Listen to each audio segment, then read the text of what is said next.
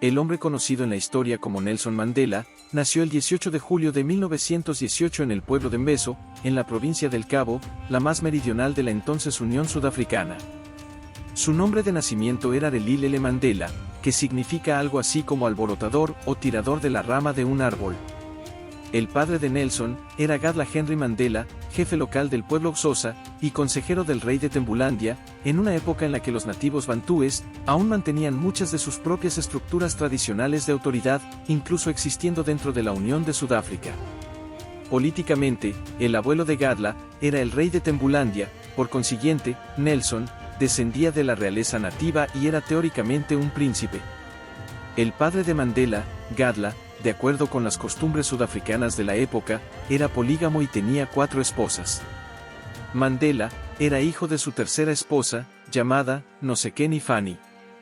Dadas las relaciones matrimoniales de su padre, tuvo muchos hermanos y medios hermanos, algunos de los cuales vivían en diferentes hogares e incluso en diferentes pueblos. Los primeros años de Mandela transcurrieron entre dos mundos. Por un lado, su padre vivió como lo habían hecho muchos jefes locales de la región durante siglos, sirviendo como consejero al rey de Tembulandia, entre mediados de la década de 1910 y mediados de la de 1920, mientras Mandela apenas crecía. El país también se estaba modernizando, y los pueblos bantúes tradicionales empezaban a adoptar costumbres sociales occidentales. Por otro lado, también creció con su madre, cuidando del rebaño. Sin embargo, se apreciaban influencias occidentales, como el hecho de que su madre se hubiera convertido al cristianismo y decidiera enviar a su hijo a una escuela misionera metodista local. Allí, recibió el nombre de Nelson en su primer día de clase, por el que se le conoce en todo el mundo. Mandela, cuyos padres eran analfabetos, fue el primer miembro de su familia en ir a la escuela. A los 9 años, su padre murió de una enfermedad pulmonar, momento en el que quedó bajo la tutela de la corte real de Xhosa, pero siguió asistiendo a la escuela, desarrollando su amor por la historia y adoptando las creencias cristianas de su madre. En esos tiempos, su opinión sobre el régimen colonial era que en general había sido beneficioso, al introducir un importante desarrollo social y económico en el sur de África. El país en el que Mandela alcanzó la mayoría de edad, se había forjado a lo largo de 300 años, desde mediados del siglo XVII. Antes de esa época, no existía la nación de Sudáfrica. En 1910, se constituyó la Unión Sudafricana. La Unión era casi independiente de Gran Bretaña, pero seguía vinculada a ella en muchos aspectos importantes, sobre todo en su política exterior y en el mantenimiento de la monarquía británica como jefe de Estado. Fue un país conflictivo desde su nacimiento. La inmensa mayoría de la población eran negros africanos, pero la clase dirigente estaba formada por una minoría de descendientes de colonos europeos, principalmente holandeses, alemanes y franceses, y en menor medida, británicos. Estos monopolizaban la gran riqueza del país y el poder político, definiendo así la historia del país en el siglo XX y la vida de Nelson Mandela. A los 16 años, Nelson fue declarado oficialmente hombre, tras someterse al tradicional ritual de circuncisión. Para entonces, ya había comenzado sus estudios secundarios con vistas a convertirse en consejero de la monarquía, como su padre, pues creía que el reino necesitaría funcionarios instruidos para sobrevivir en un mundo cambiante. Con ese fin, asistió a un instituto metodista a partir de 1933, y después, al Colegio Metodista de la ciudad de Fort Beaufort, en la provincia del Cabo. Posteriormente, empezó a estudiar la licenciatura en la Universidad Fort Hare, en la localidad Alice, en Cabo Oriental, una destacada institución de tercer nivel para africanos negros, no solo de Sudáfrica, sino de más lejos, de las colonias británicas del norte, en Rodesia, y del resto del África subsahariana. Aquí, Mandela estudió Derecho, Política e Historia, al mismo tiempo que destacaba como corredor de fondo y boxeador. En 1939, al estallar la Segunda Guerra Mundial en Europa, Mandela empezó a asistir a Fort Hare. En esa época, apoyaba la participación de Sudáfrica como colonia británica, un indicio de que, incluso con poco más de 20 años, Mandela seguía viendo positivamente el régimen colonial. Hasta ese momento, Mandela había vivido una vida relativamente aislada, en gran medida confinada a sus experiencias en la sociedad tradicional. Todo eso cambiaría en los años 40. A principios de la década, un destacado jefe de Tembulandia organizó un matrimonio concertado para Mandela. Nelson deseaba evitarlo, por lo que huyó a la ciudad de Johannesburgo en la primavera de 1941, antes de trasladarse finalmente al municipio de George Gach. Allí conoció y entabló amistad con Walter Sisulu, un destacado activista del Congreso Nacional Africano, también conocido como CNA. Este congreso se había fundado en 1912 para defender los derechos de los sudafricanos negros dentro de la Unión Sudafricana. Mandela quedó impresionado por las opiniones políticas de Sisulu y otros partidarios, de los cuales eran activistas de izquierda, y en 1943 ya se había afiliado al CNA. En la Pascua de 1944, desempeñó un papel fundamental en la creación de la Liga Juvenil del CNA. Después de convencer al entonces presidente del CNA de que, para que su lucha tuviera éxito, necesitaban conseguir el apoyo masivo de las generaciones más jóvenes de sudafricanos. Fue también por aquel entonces, a principios de 1944, cuando Mandela se casó con su primera esposa, Evelyn Mase, una enfermera en prácticas, a la que había conocido en una reunión en casa de Walter Sisulu. Mandela y Evelyn empezaron a salir a los pocos días de conocerse y pronto se prometieron. Se casaron por lo civil, en Johannesburgo, el 5 de octubre de 1944. La boda fue un acontecimiento discreto, ya que la pareja no podía permitirse un banquete de bodas. Durante un tiempo vivieron en una habitación de la casa de Kate, la hermana de Evelyn. Su primera casa, en Soweto, Johannesburgo, a la que se mudaron en 1946, también era muy modesta. Juntos, tendrían 4 hijos, un hijo, Tembelike, una hija, Masawike, que desgraciadamente murió de meningitis en la infancia, otro hijo llamado Makgato, y otra hija, a la que llamaron Masawike, en honor a su primera hija, que había muerto tan prematuramente. Mientras Mandela y Evelyn formaban su familia, la lucha del CNA por los derechos de los sudafricanos negros se convertía en una batalla aún más encarnizada.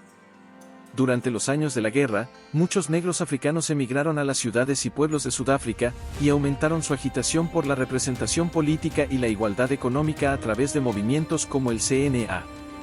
Esto molestó a muchos miembros de la minoría blanca, que querían mantener el control político, social y económico de Sudáfrica.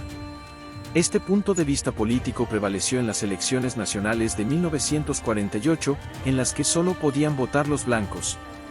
En las elecciones, Daniel Malan, que defendía un partido político de derechas firmemente antinegro, aumentó considerablemente su porcentaje de votos y se convirtió en primer ministro en 1948.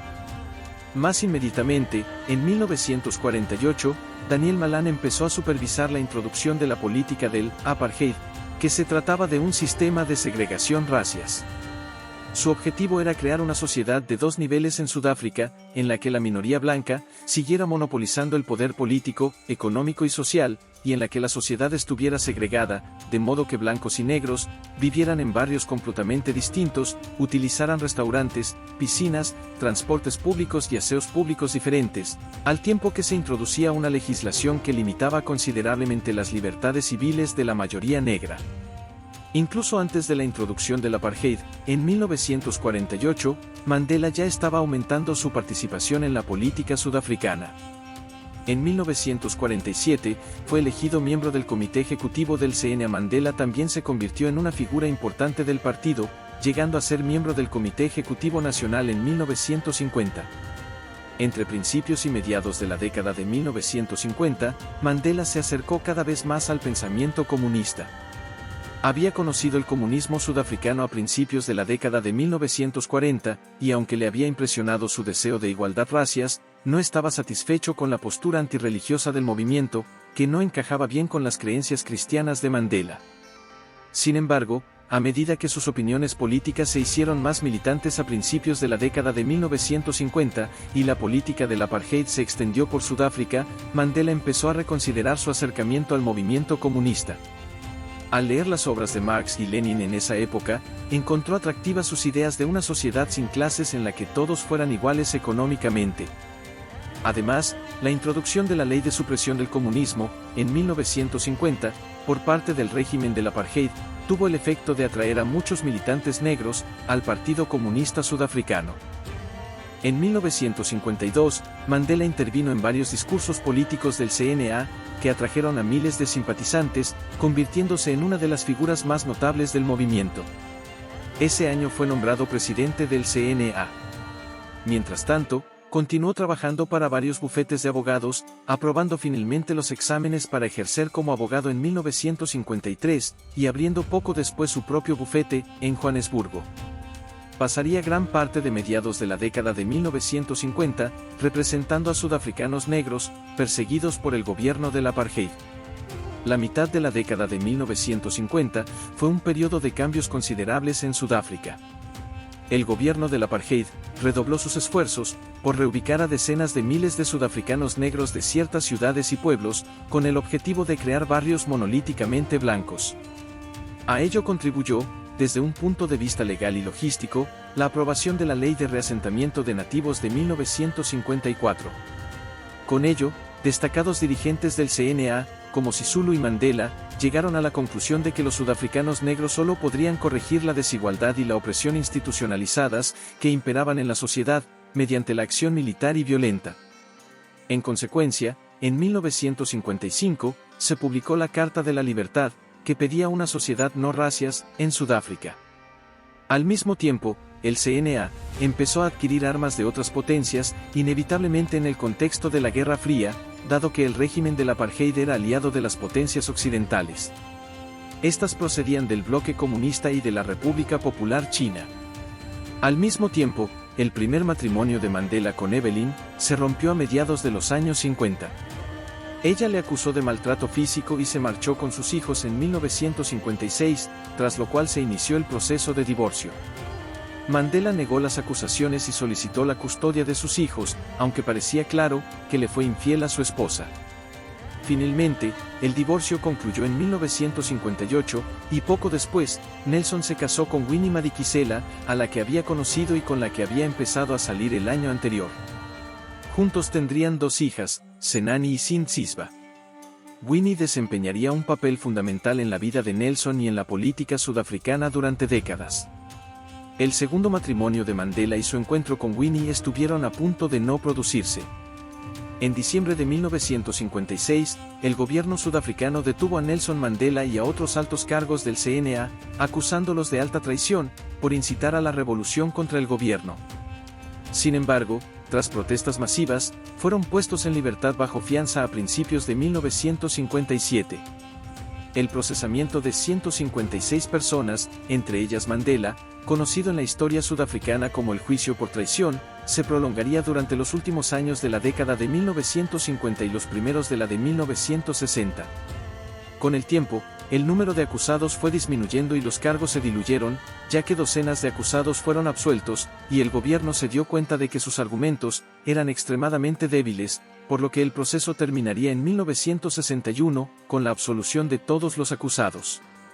Mientras tanto, Mandela y sus compañeros eran libres de continuar con sus actividades. Mandela estaba convencido de que cualquier Sudáfrica futura, que incluyera libertades para la mayoría negra, también tendría que ser tolerante e integradora con la minoría blanca y la importante comunidad de ascendencia india del país. El final del juicio por traición infundió en el gobierno sudafricano un nuevo deseo de llevar a los líderes del CNA ante los tribunales.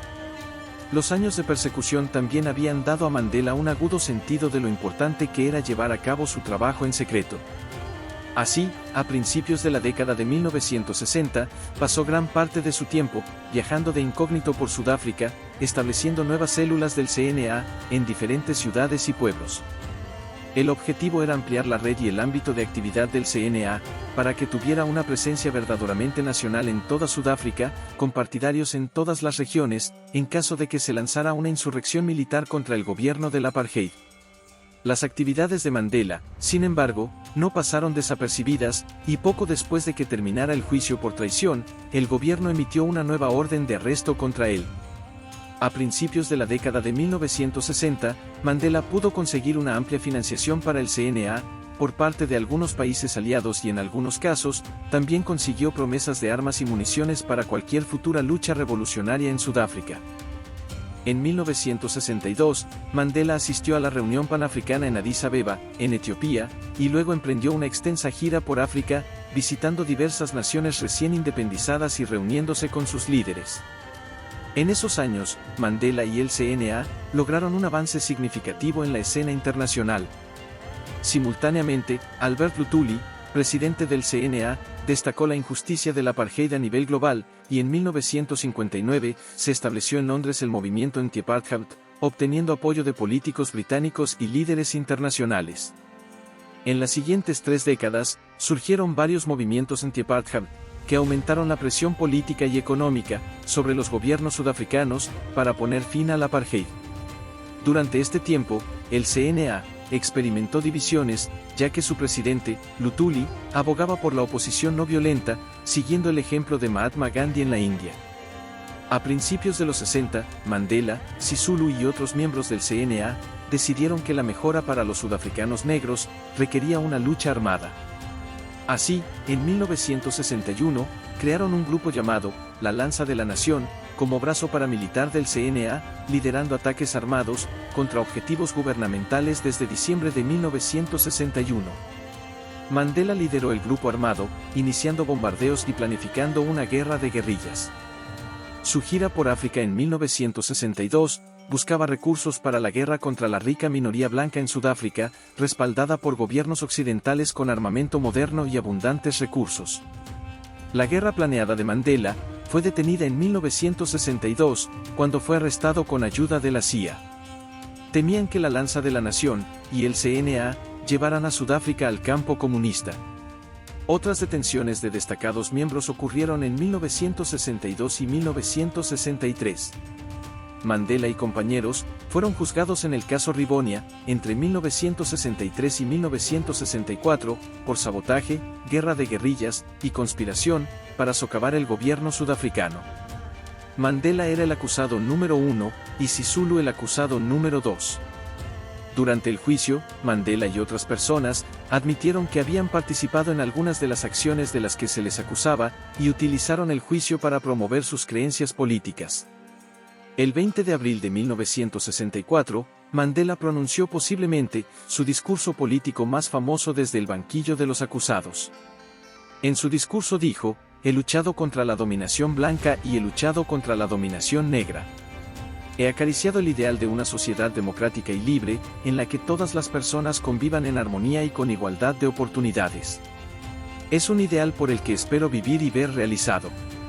Pero si es necesario, es un ideal por el que estoy dispuesto a morir". Al final, no fue una causa por la que Mandela moriría, pero sí fue una causa por la que fue condenado a cadena perpetua. Cuando finalizó el juicio en junio de 1964, escapando por poco de la pena de muerte que había pedido la acusación, Mandela y sus compañeros, como Sisulu, fueron trasladados de Pretoria, donde habían estado recluidos mientras se celebraba el juicio, a la isla Raven. Durante la Segunda Guerra Mundial, en 1961, la isla Raven fue convertida en una prisión de máxima seguridad. Mandela y sus compañeros del CNA pasaron 20 años en condiciones duras, en celdas de 2 por 2 metros, realizando duros trabajos físicos, sin ninguna atención médica. Durante los años siguientes, la vista de Mandela quedó dañada permanentemente, por trabajar largas horas al aire libre sin protección ocular de ningún tipo. Las visitas estaban muy restringidas para los presos, al igual que el acceso a todas las noticias políticas del mundo exterior. Aunque Mandela y el CNA estaban aislados, la lucha contra el apartheid persistió en las décadas de 1960 y 1970. Aunque el CNA perdió líderes, siguió siendo crucial en la resistencia al Partido Nacional. El gobierno intensificó el apartheid y destinó grandes recursos militares para reprimir y prevenir levantamientos. Durante este periodo, se eliminó la representación política de los no blancos en Sudáfrica. La violencia política persistió, destacando el levantamiento de Soweto, en junio de 1976, con represión brutal del gobierno, resultando en al menos 170 muertos y posiblemente 700 heridos graves. Estas y otras atrocidades convirtieron a Sudáfrica en un paria internacional, siendo excluida de la Mancomunidad de Naciones Británica en 1961 y condenada por la ONU en 1966, enfrentándose a la oposición global de organizaciones civiles. En la isla Raven, las condiciones de Mandela y otros condenados de 1964 mejoraron gracias al interés internacional generado por el CNA. Mandela recibió visitas políticas de alto nivel desde la década de 1960, como la del ministro de Defensa británico, Denis Healey. Aunque algunas condiciones mejoraron, como las visitas, su trato seguía siendo duro. Se le negó el permiso para asistir a los funerales de su madre y su hijo, en 1968 y 1969. Su segunda esposa, Winnie, enfrentó acoso constante en la isla Raven y detenciones prolongadas. Durante su encarcelamiento, Mandela estudió Derecho, lideró huelgas de hambre contra el trato a presos políticos y dedicó tiempo a la lectura. Su actitud optimista le valió ser clasificado como preso de clase A en 1975, con más visitas y correspondencias permitidas. A finales de la década de 1970, se inició una campaña nacional e internacional para la liberación de los encarcelados en el juicio de Rivonia en 1964, incluyendo a Mandela. Mandela lideró la campaña de liberación por ser consistente en su oposición al apartheid, sin ser acusado de ser antiblanco. Su esposa Winnie, con un perfil público, actuó como su portavoz.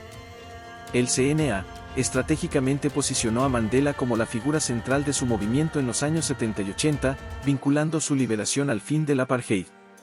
En 1982, el gobierno sudafricano trasladó a Mandela y otros presos de la isla Raven a la prisión de Pollsmoor, presentándolo como una mejora en las condiciones de su condena. El traslado de Mandela a la prisión Pollsmoor tenía como objetivo evitar la radicalización de jóvenes en la isla de Raven.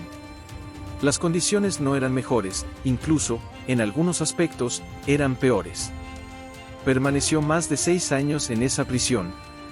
En ese periodo, la crisis económica mundial de principios de la década de 1980 y problemas políticos en Sudáfrica contribuyeron al fin del apartheid. El descontento aumentó en Sudáfrica debido a la pérdida de empleos, generando agitación y predisposición a cambios políticos.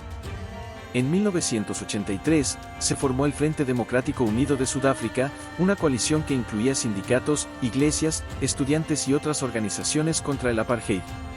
Con el tiempo, millones de sudafricanos se unieron, constituyendo una amplia oposición al Partido Nacional y a los defensores del apartheid.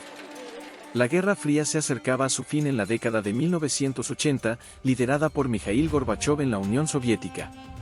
Por esto, Estados Unidos y Gran Bretaña, antes partidarios del gobierno sudafricano contra el comunismo, se volvieron críticos.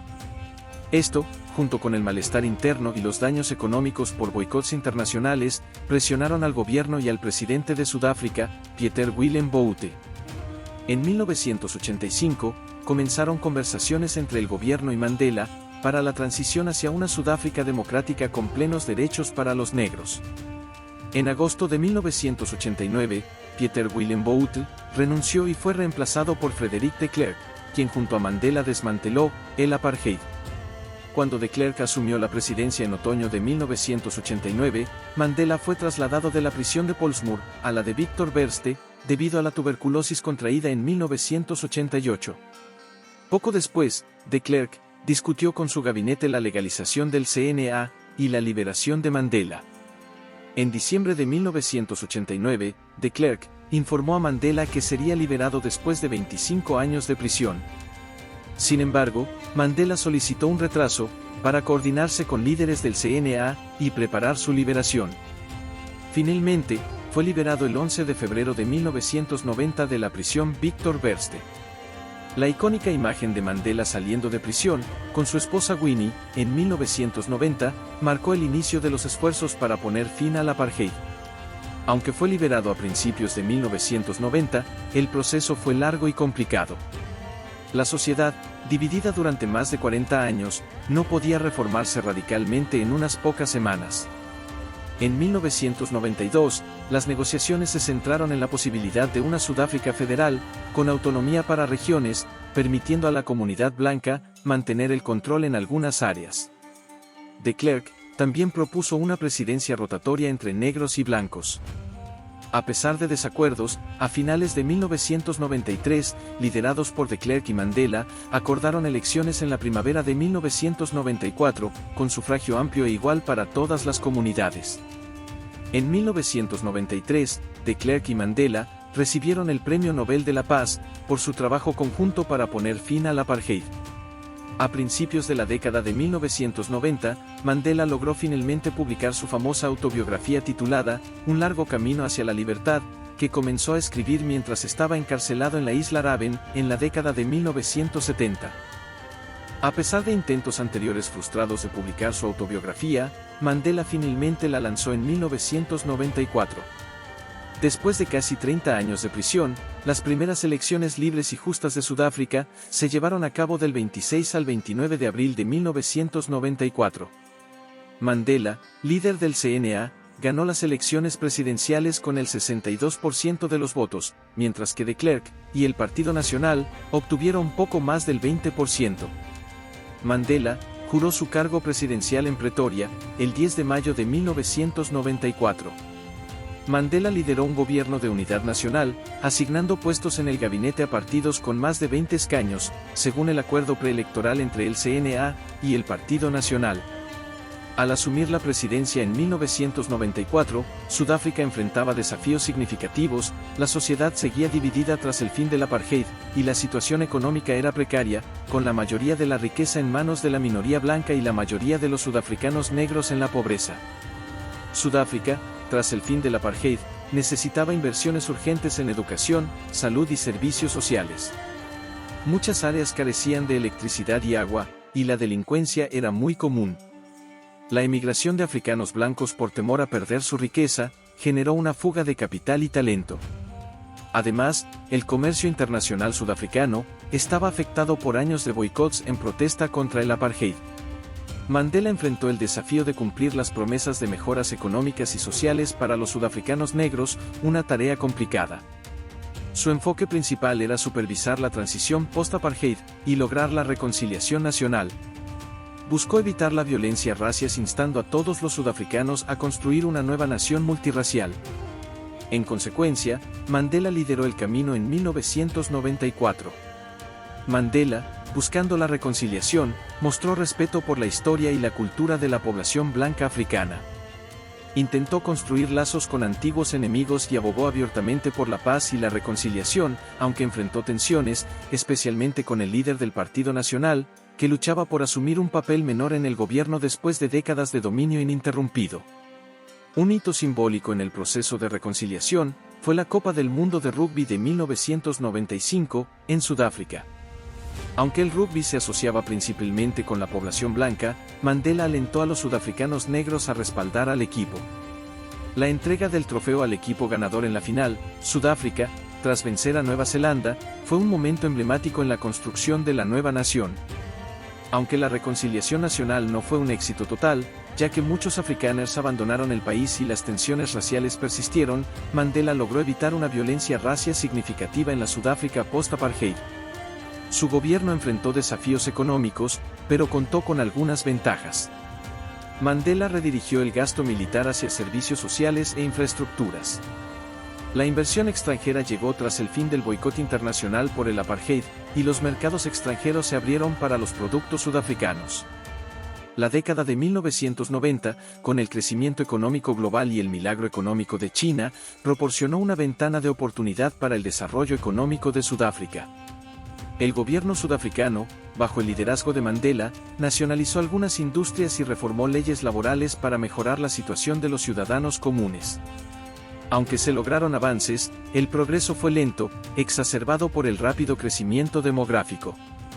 Durante su mandato, millones obtuvieron acceso a servicios básicos, como el agua potable y la electricidad, pero Mandela fue criticado por no abordar eficazmente la propagación del VIH y la delincuencia en el país. Mandela se consolidó durante su mandato como presidente de Sudáfrica como uno de los principales estadistas del mundo, un curioso cambio de posición tras haber pasado décadas siendo condenado por los gobiernos de Washington y Londres como terrorista. En este nuevo papel, se convirtió en una de las principales voces que pedían el fin de los conflictos regionales. En 1998, Mandela fue elegido secretario general del Movimiento de los No Alineados, un grupo de estados que buscaban mantenerse al margen de las alianzas militares mundiales, como la OTAN. A pesar de que Winnie Mandela era considerada una posible futura presidenta de Sudáfrica en la década de 1990, su relación con Nelson se distanció rápidamente tras su liberación. Nelson era un mujeriego empedernido cuyo primer matrimonio también había terminado por infidelidad. Después de casi 30 años de separación, Nelson solicitó el divorcio en 1995, motivado por su relación con Graca Machel, viuda del presidente de Mozambique. Se casaron en 1998, llevando una vida tranquila. Mandela, a pesar de su estatus y renombre, mantuvo una vida sencilla y cortés. Nelson Mandela era un hombre reservado, y en sus últimos años, se mantuvo al margen de muchas cuestiones. Disfrutaba de su papel de abuelo, con 17 nietos y 19 bisnietos. Al asumir la presidencia en 1994, Mandela, que rondaba los 70 años, ya padecía numerosas dolencias debido a las duras condiciones de su encarcelamiento. Mandela nunca planeó postularse para un segundo mandato como jefe de Estado. Su papel principal era supervisar la transición a la Sudáfrica post-apartheid y reconocía a una generación más joven del CNA que se veía a sí misma como el poder dominante dentro del partido. Pasó gran parte de su vida adulta en el extranjero, estudiando economía en Londres y luego actuando como representante del CNA en varios países africanos. En 1997, Mandela reveló públicamente que Thabo Mbeki estaría a cargo del gobierno sudafricano. Aunque seguiría siendo el presidente oficial hasta el final de su mandato en 1999, comenzó su retiro en 1996, tras la implementación de la nueva constitución. Después de su presidencia, inicialmente planeaba retirarse de la política de primera línea, pero su estatus internacional y su naturaleza activa lo involucraron en nuevas iniciativas en la escena africana e internacional. En 1999, Mandela creó la Fundación Nelson Mandela y se centró en la lucha contra el VIH-Sida en Sudáfrica, donde las tasas de prevalencia superaban el 10%. Personalmente afectado por la enfermedad, ya que su hijo, Makgato, padecía de SIDA y falleció en 2005. Mandela abogó internacionalmente por mejorar la situación económica de África y presionó a las naciones occidentales en ese sentido. Durante su jubilación, Mandela respaldó la organización de la Copa Mundial de Fútbol de 2010 en Sudáfrica y desempeñó un papel clave en la creación de los Ancianos, en 2007, un grupo de exdirigentes mundiales dedicados a promover la paz y los derechos humanos. Aunque continuó siendo activo en la década de 2000, su salud se deterioró, enfrentando tratamiento contra el cáncer de próstata en 2001 y limitando sus apariciones públicas en los años siguientes debido a sus problemas de salud. Nelson Mandela falleció el 5 de diciembre de 2013, a los 95 años, en su hogar, en los suburbios de Johannesburgo. Su salud debilitada, agravada por su avanzada edad, se evidenció durante la Copa Mundial de Fútbol de 2010. Su velatorio tuvo lugar en Pretoria, del 11 al 13 de diciembre, seguido por un funeral de Estado, el 15 de diciembre, con la asistencia de más de 100 jefes de Estado. Mandela fue enterrado en Kunu, cerca de su lugar de nacimiento en el Cabo Oriental, en una parcela que él mismo había elegido. Nelson Mandela es venerado como el padre de la Sudáfrica moderna. Aunque el país ha avanzado desde el apartheid, con mejoras en libertades civiles y transparencia política, enfrenta desafíos en su camino hacia la industrialización y una economía fuerte. A pesar de tener una gran población y un legado de riqueza histórica, Sudáfrica aún enfrenta problemas significativos.